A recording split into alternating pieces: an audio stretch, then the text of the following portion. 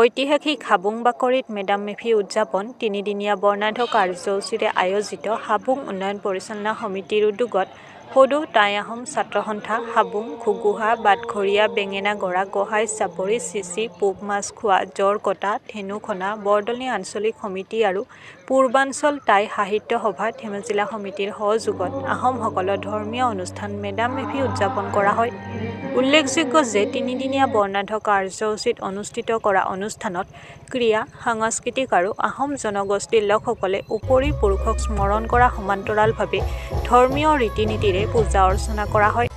লগতে আজিৰ কাৰ্যসূচীৰে পুৱাৰ ভাগত সামূহিক স্বচ্ছতা মাংগলিক নিয়মৰ মাজেৰে পূজা অৰ্চনা পূৰ্বপুৰুষক স্মৰণ 1000 গৰাকী মহিলাৰ দ্বাৰা আইচিং লাও পৰিৱেশন কৰা হাবুং বঁটা প্ৰদান অনুষ্ঠান আৰু মুকলি সভা অনুষ্ঠিত কৰি মুকলি সভাত আগন্তুক দিনত হাবুংখনক বিশ্ব দৰবাৰত প্ৰতিষ্ঠা কৰাৰ লক্ষ্যৰে বিভিন্ন বিষয়ৰ ওপৰত আলোচনা কৰাৰ উপৰিও হাবুং স্মৃতি গ্ৰন্থ উন্মোচন কৰা হয়।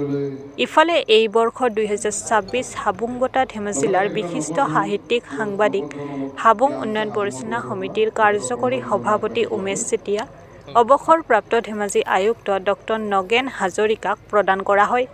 আজি উক্তখনত মন্ত্ৰী ৰণজ পেগু ধেমাজি জিলাৰ আয়ুক্ত ৰাহুল সুৰেশ জাবিৰ ধেমাজি উন্নয়ন আয়ুক্ত নন্দেশ্বৰ বৰা টাই পণ্ডিত সাহিত্যিক পুষ্প গগৈ ৰাজনৈতিক বিশ্লেষক পলাশ ৰঞ্জন বৰুৱা আৰু আহোমসকলৰ জ্যেষ্ঠ গণ্যমান্য ব্যক্তিসকল ৰাইজসকল উপস্থিত থাকে।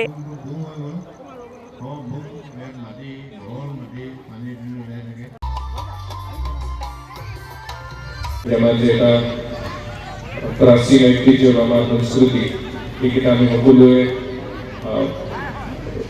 ভালদৰে আগবাঢ়ি নিব লাগিব। আপোনালোকে জানে হাবুং আজিৰ দিনত এটা বিশিষ্ট স্থান লাভ কৰিছে। পৰ্যটনৰ ক্ষেত্ৰত হওক ঐতিহাসিক বুৰঞ্জীসকল হওক বা যে বাহিৰৰ পৰা আমাৰ পুষ্পগোহাঁই ডাঙৰীয়ে কৈছে কিছুমান কথা বাহিৰৰ পৰা আজি মানুহ ইয়াত আহে কিবা শিকিবলৈ আহে কিবা আলোচনা কৰিবলৈ আহে চৰ্চা কৰিবলৈ আহে এটা ভাল লক্ষণ। মই আশা কৰি অনাগত দিনবোৰত হাবুং এনেদৰে আগবাঢ়ি যাব লগতে অসমৰ পৰ্যটনৰ মানচিত্ৰত এটা বিশিষ্টস্থান লাভ কৰিব। ঐতিহাসিক হাবুং 2026 বৰ্ষৰ মেডাম মেফিৰ আমি তিনিদিনীয়া কাৰ্যসূচীৰে পতা হৈছিল। প্ৰথম দিনা ক্ৰীড়া সাংস্কৃতিক অনুষ্ঠান হ'ল, দ্বিতীয় দিনা নাম পূজা আৰু সাংস্কৃতিক অনুষ্ঠান কুইজ প্ৰতিযোগিতা হ'ল। এতিয়া আজি পৰম্পৰাগত মেডাম মেফি পূজাৰে 1000 গৰাকী মহিলা আইচিং লাও পৰিদৰ্শন হ'ল।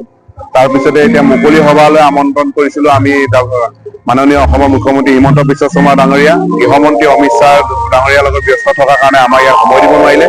তথাপিও আমি তেখেতলৈ আন্তৰিকতাৰে ঐতিহাসিক হাবুঙৰ পৰা মেডাম মেফিৰ শুভেচ্ছা জ্ঞাপন কৰিছোঁ।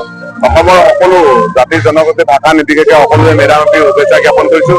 আপোনাক তথা আপোনাৰ চেনেলৰ সকলো কৰ্মকৰ্তালৈ আন্তৰিকতাৰে আমি মেডাম মেফিৰ শুভেচ্ছা জ্ঞাপন কৰিছোঁ। আহিবলগীয়া দিনত ঐতিহাসিক হাবুংখন আপোনালোকৰ যি পৰামৰ্শ আপোনালোকৰ যি সহায় সহযোগিতাৰে আমি ঐতিহাসিক হাবুংখন বিশ্বৰ মানৱ জীৱনৰ পৰা ভাল প্ৰভাৱ পেলাব পৰা এখন হাবুং ঐতিহাসিক হাবুং বনাবলৈ আমি চেষ্টা কৰিম। তাৰ বাবে আপোনালোকৰ সহায় সহযোগিতা আৰু আন্তৰিকতা আমাৰ লাগিব। গতিকে আপোনালোকৰ যোগেদি আমি সমাজখনত ভাল ভাল কাম হ'ব আমি কৰিব লাগিব।